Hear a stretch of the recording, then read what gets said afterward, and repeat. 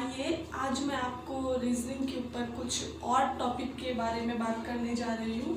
तो अगर आपने मेरी पिछली वीडियो देखी है तो आपको पता है कि मैंने अब तक लेटर नंबर सीरीज़ के बारे में और लेटर रिवर्स ऑर्डर के बारे में अच्छे ट्रिक्स के ज़रिए बताया है। तो आइए आज मैं आपको लेटर नंबर कोडिंग के ऊपर कुछ इजी ट्रिक्स बताने जा रही हूँ। अगर फ्रेंड्स आप बैंक की तैयारी कर रहे हो या बैंक के एग्ज़ाम दे रहे हो तो ये आपको पता है कि इससे रिलेटेड बैंक में कई क्वेश्चंस बनते हैं और हमें इसकी इजी ट्रिक्स आनी चाहिए जिससे हम बहुत इजीली क्वेश्चन को सॉल्व कर पाएँ। तो आइए आज मैं आपको चैप्टर कोडिंग डिकोडिंग के लेटर नंबर कोडिंग के ऊपर कुछ बताती हूँ। तो फ्रेंड्स मुझे बताइए कि ये है HARI मीन्स हरी। अगर हरी को मैं इस कोड में लिखती हूँ, ओके,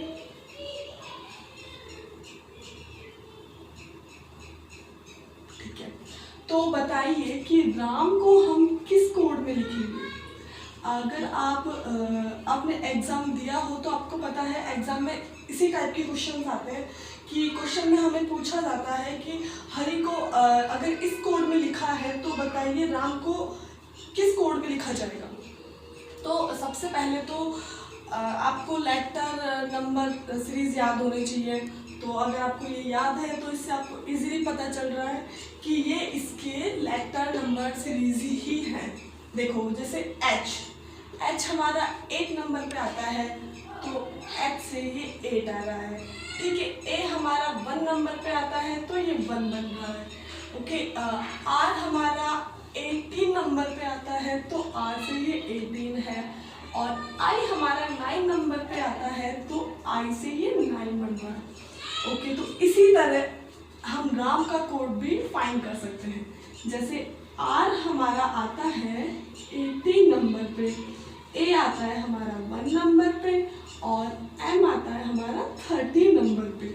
तो अपन को इससे पता चलता है कि राम का कोड होता है 18 1 13, ओके। तो आइए मैं आपको और कुछ ट्रिक्स बताती हूँ, ठीक है। तो ये हमारे होगा प्लेस वैल्यू ऑफ अल्फाबेट,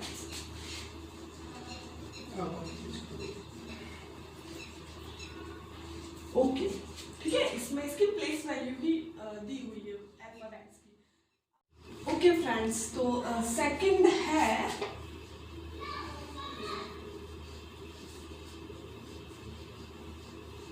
हरी। हरी को यदि मैं इस कोड में लिखती हूँ 19 26 9 और 18, तो बताइए राम को हम किस कोड में लिखेंगे।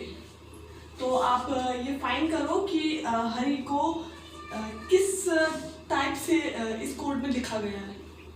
तो फ्रेंड्स मैंने आपको मेरी पिछली वीडियो में अपोजिट लेटर के बारे में बताया था। तो अगर आप इसे ध्यान से देखो तो आपको पता चल रहा है कि ये हरि का अपोजिट लेटर की नंबर सीरीज ही है। अगर हम हरि को अपोजिट कर दें और फिर अगर उनकी नंबर सीरीज को हम लिखें तो वो यही बनेगा, ठीक है। जैसे H का अपोजिट होता है, H से होता है हाई स्कूल, तो H का अपोजिट होता है S और S का नंबर सीरीज होती है 19, ओके। और A का अपोजिट होता है Z का नंबर होता है 26, R का अपोजिट होता है I का नंबर होता है 9। इसी तरह I का अपोजिट होता है R और R का नंबर होता है 18। तो इसी तरह हम राम का भी कोड फाइंड कर सकते हैं। राम को पहले अपोजिट लेटर में लिखेंगे, चलो मैं आपको बता देती हूँ करके। जैसे ये राम है तो राम को भी सबसे पहले हम अपोजिट लेटर में लिखेंगे। इसका R का अपोजिट क्या होता है, जैसे R से होता है इंडियन रेलवे, तो R का अपोजिट होता है I, A का अपोजिट होता है Z और M का अपोजिट होता है एन, जैसे एम्स होता है मैन, तो एम का अपोजिट होता है एन। ओके, तो आई का कोड आई होता है 9 नंबर पे, जेड होता है 26 पे और एन होता है 14 पे। तो इससे हमको राम का कोड भी फाइंड हो रहा है कि राम का कोड क्या होता है। ठीक है, तो ये हमारे होता है place value of opposite letter. इसे हम क्या बोलेंगे? Place value of opposite letter. मतलब इसकी जो प्लेस वैल्यू का अपोजिट लेटर को अगर नंबर में लिखते हैं तो इसका ये कोड फाइंड होता है। ओके, अब थर्ड है, अगर हरि को इस कोड में लिखा जाए तो बताइए राम का कोड क्या होगा? अब ये आप सोच रहे हो कि ये कैसे लिखा है। अगर हम इसे ध्यान से देखें तो हरि का जो नंबर सीरीज बनती है वो बनती है 8, 1, 18 और 9। और अगर हम इसकी 1 डिजिट को ऐड कर दे, जो भी है इनको ऐड कर दे 1 को, तो देखो 8, 1 और 8 और 1 को अगर हम ऐड करें तो 9 और 9, तो हमको ये कोड फाइंड होता है। ओके, तो इस तरह से हम राम का कोड भी फाइंड कर सकते हैं कि राम का कोड ये है। ओके, 4 है, अगर हरि को इस कोड में लिखा जाता है 36 लिखा जाता है, तो बताइए राम को किस कोड में लिखा जाएगा? अब आप सोच रहे हो 36 कैसे 36 कोड बन गया इसका, तो थोड़ा सा माइंड लगा के देखो। अगर मैं इन सभी को टोटल कर दूं, इसकी जो प्लेस वैल्यू है अल्फाबेट्स की, इनको मैं टोटल कर दूं, मीन्स मैं 8, 1, 18 और 9 को ऐड कर दूं तो हमारे पास आता है 36। मतलब सम ऑफ डिजिट्स नंबर, अगर मैं डिजिट्स को ऐड कर देती हूँ तो हमारे पास आता है 36। तो इस तरह से हम किसी और के भी जैसे राम का भी कोड निकाल सकते हैं, उसकी जो भी प्लेस वैल्यू है अल्फाबेट्स की, उनको ऐड करके हम उसका कोड इजीली फाइंड कर सकते हैं। 5th है, अगर हरि को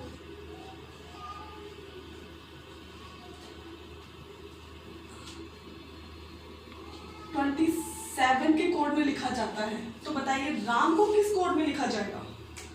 अब सोचो 36 तो ठीक है कर लिया फाइंड, अब ये 27 कैसे आ गया?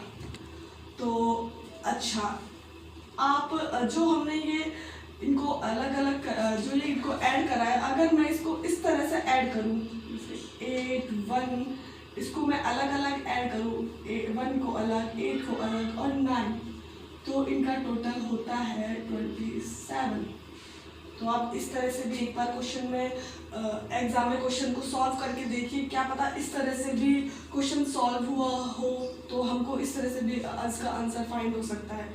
ठीक है, तो इसका अगर हम टोटल करते हैं तो आता है 27, तो हरि का कोड होता है 27 और इस तरह से हम अदर का भी कोड फाइंड कर सकते हैं। ओके, 6 है, अगर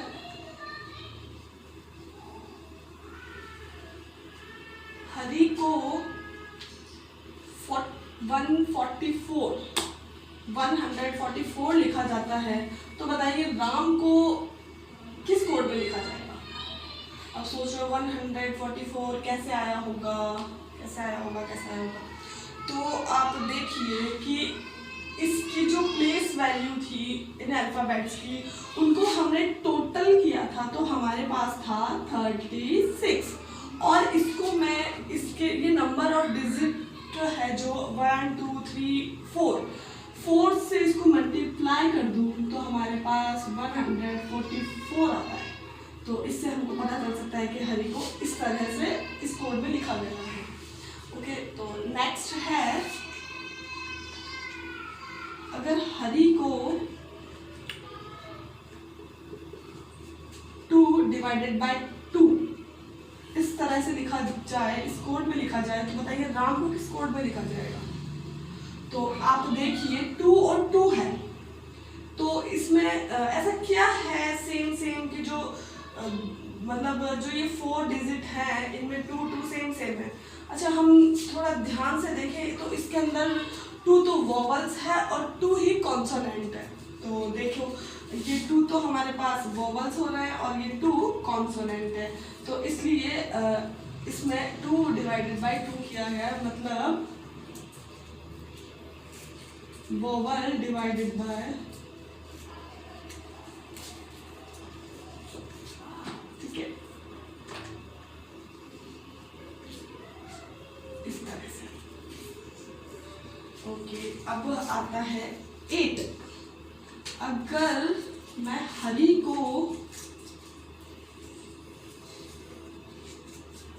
इस कोड में लिखूं, मीन्स हरी को मैं 684 के कोड में लिखूं, तो बताइए राम को हम किस कोड में लिखेंगे? तो आप फाइंड कर सकते हो इजीली ये। तो ये हमें इस तरह से फाइंड होगा कि जो हमारे ये इसकी हरी की प्लेस वैल्यू थी, मीन्स ये जो प्लेस वैल्यू थी, अगर हम इनका मल्टीप्लाई कर दें, मीन्स मल्टीप्लाई कर दें जैसे, तो 8 multiply by 1 multiply by 9 multiply by 9, तो हमें फाइंड होता है 648। ओके, तो हमें अगर हम इसकी जो प्लेस वैल्यू है, प्लेस वैल्यू मीन्स ये यूनिट डिजिट है, यूनिट डिजिट जो मतलब आर जो है, आर की प्लेस वैल्यू तो 18 है, लेकिन अगर हम इसे यूनिट डिजिट में कन्वर्ट करते हैं जैसे हमने ये किया था यूनिट डिजिट में, तो है ना, यूनिट डिजिट में, तो इससे हमको ये फाइंड हुआ था 18 को ऐड करने पे 9 था, तो हमें यूनिट डिजिट को ही मल्टीप्लाई करना है, तो इससे हमें फाइंड होगा 648।